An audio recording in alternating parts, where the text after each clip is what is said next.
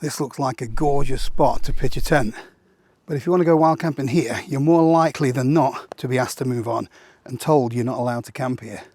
This fantastic place is called Bamford Edge, and I've camped here quite a few times.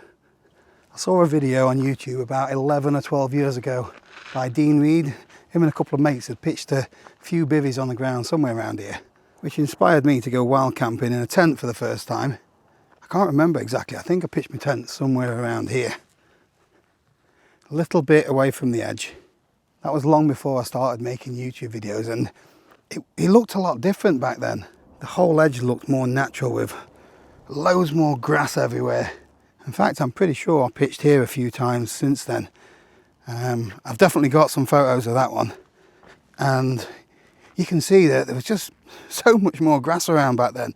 That was probably around 7-8 years ago, I'm not sure. But since the huge boom in social media, and you've got the pandemic as well, these kind of places have become more and more popular with everyday hikers, walkers, people that want the Instagram shots. When I got here, there was an elderly couple, and they've been, sat on the edges taking photographs with a dog. And more people are coming to these places, whether it is to take photographs or to pitch a tent, but it's having an effect on the landscape for sure. Although this is one of my favourite places in the Peak District, I would never dream of coming camping here again. With the main reason being I wouldn't get away with it. So this particular part of the Peak District is owned by the Messner estate. The landowner is putting up a bit of a fight against wild campers. And this particular area, as well as other regions in the Peak District, are now being patrolled by the land management team. So rangers or gamekeepers, whoever they are accessing this land now via quad bikes, and they're just moving people along. They're going to tell you you're not allowed to camp here and ask you to leave. As you walk up here, you can see the quad bike tracks, which in itself is not helping with the land erosion, is it? But that's a different story. But it is quite apparent that these particular areas are getting overused, and with that you get other problems as well. So on the walk up here, I've seen 2 makeshift fire pits. There's litter everywhere. This area is being used by walkers, hikers, climbers, mountain bikers. Yet if there's a tissue paper or a banana skin, it seems to be that wild campers are taking the brunt for it. And when you see abandoned tents, fire pits, beer cans everywhere, you can understand why they're an easy target. So what can you do to minimise the chances of getting moved on? First thing to do is use a bit of common sense. Honey spots like Bamford Edge are popular for a reason. They're beautiful, obviously, to look at, but they're really easy to get to. So my car's parked at the side of the road down there. It took me about 15 minutes to walk up here.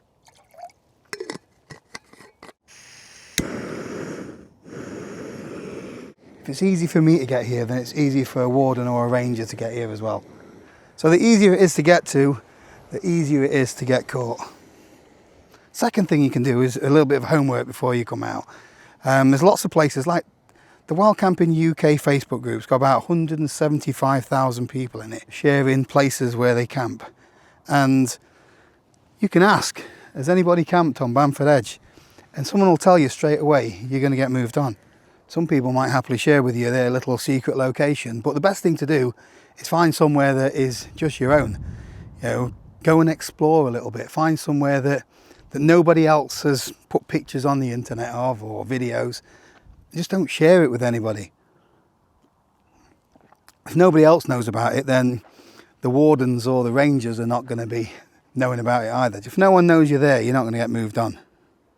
But if you are the kind of person that wants to be seen on the internet, you might want to think about getting a website, which brings me on to the sponsor of today's video, Squarespace. So I've used my website for a number of things, from selling used camping gear and merch, sending out newsletters, and promoting my YouTube channel. Whereas Jo, she's recently rebranded her website for selling her artwork.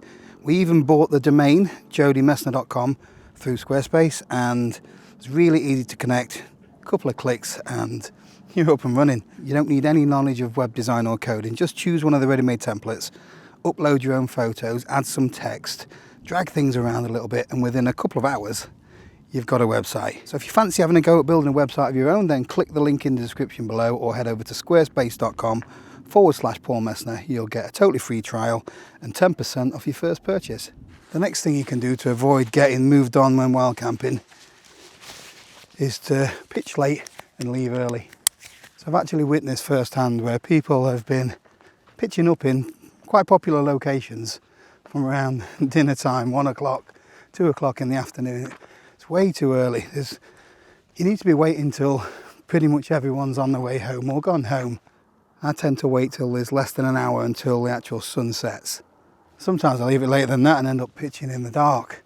And then that way you're much less likely to be seen and asked to move on. So I've got a couple of examples from when I walked the Derwent Valley Heritage Way.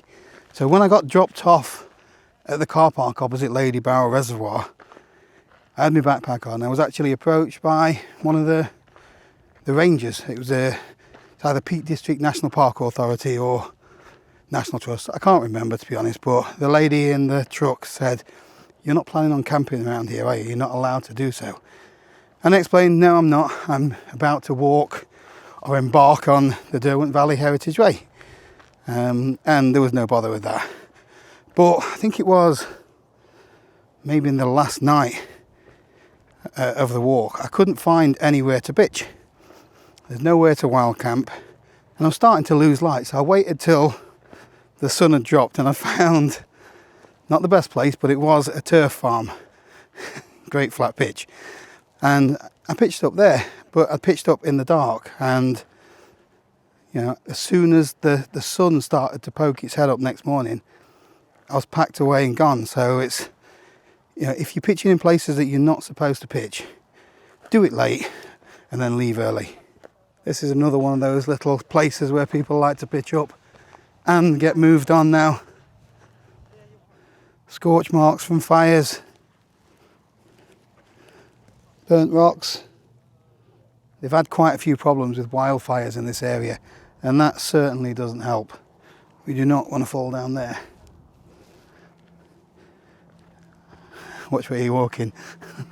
The best thing you can do to ensure that you're not going to get moved on is to go wild camping in places where it's permitted or it's more tolerated, shall we say. Here in the Peak District, although you've got all of this gorgeous open land, wild camping's, it's not permitted anywhere. I've never personally had any issues, especially if you head up onto Kinder Scout. It is quite a trek to get up there, and there's no easy way up with a quad bike or even access by foot is going to take you quite a while. So, you know, you're not going to be asked to move on by a landowner or a ranger or anything like that, as long as you're behaving yourself. And there are plenty of other places where you can get hidden behind a rock. But your best bet is to go wild camping in places like Scotland or Dartmoor. So I'll start with Scotland. They have got a different right to roam law. I think it's the Land Reform Act 2000, whatever it is. So as long as they behave themselves in reasonable situations, so something like that bit of land over there, you can pitch your tent up. You can't pitch up in someone's back garden in Glasgow, I don't think, but it's common sense. And the law states you can access land responsibly. Responsibly should be in capital letters, so that means taking away your rubbish with you, following leave no trace principles, no damaging the land or anything like that. And you've got the freedom to wander off the path, go and explore, pitch your tent. I think it's up to 2 days in the same spot. I can't see why we can't have a similar system here in England. We need to educate people to, you know, be responsible for the actions and look after the land, but allow them to explore it. The only place in England where you can legally wild camp is certain parts of Dartmoor. Not all of Dartmoor, there are some areas that are restricted. I think they do some military operations down there as well, so you've got to stay out of those firing lines. But why can't we have more areas like that? Why just Dartmoor National Park? I understand that some areas may need to be off limits for wildlife preservation, areas of scientific interest, whatever the reason may be, but there are huge areas where we should be able to spend the night under the stars, but we can't. Then you've got the Lake District. So the Lake District, it's more tolerated up there. There's an understanding that certain long distance hikes, you need to stop and rest, pitch your tent up, get your head down for a night, and then move on and do another 10, 15, 20 miles the next day.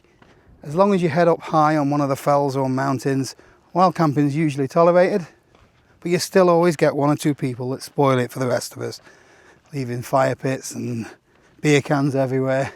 So back to the Peak District, there's quite a lot of these so-called honey spot, easy to get to areas that are starting to be patrolled. So I've heard instances where up on Derwent Edge now, people are being asked to move on. Same over there on Stanage Edge. So you might need to put a little bit more thought into your wild camping locations. Things to remember. If it's easy for you to get to, it's easy for a ranger or warden to get to, and you're more likely to be moved on. So try and pick somewhere that is a little bit of a trek to get to it, a bit more remote, not overlooking a farmhouse or anything like that, and look out for tracks for quad bikes and things like that. Try not to arrive too early at your camp spot. I know that some of these places now are getting quite popular, so people feel the need that they've got to get up there and get pitched way too early.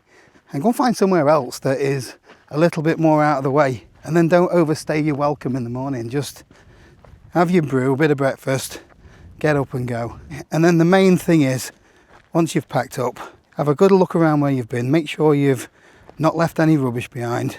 Leave no trace. Leave it as you find it, and in some cases better. You know, if someone's left a little bit of something that you can take home with you in your rubbish bag, do so. One thing I forgot to mention, you really need to be a little bit discreet, especially if you're in places where wild camp is not tolerated.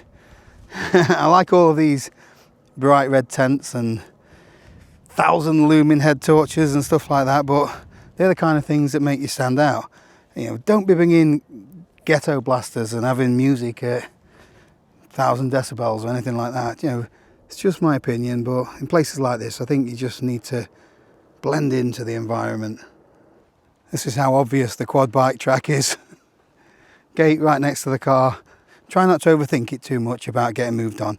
If for any reason, wherever you are asked to move, me personally, I would avoid the confrontation. You're only going to make things worse. If it's safe to do so, pack up your stuff and head back. There's always another place to pitch, or even another occasion. It's not worth getting into a skirmish for. I haven't got anything else for you for this video. I hope you found some of the tips and tricks useful. Thank you for watching, and I'll see you next time.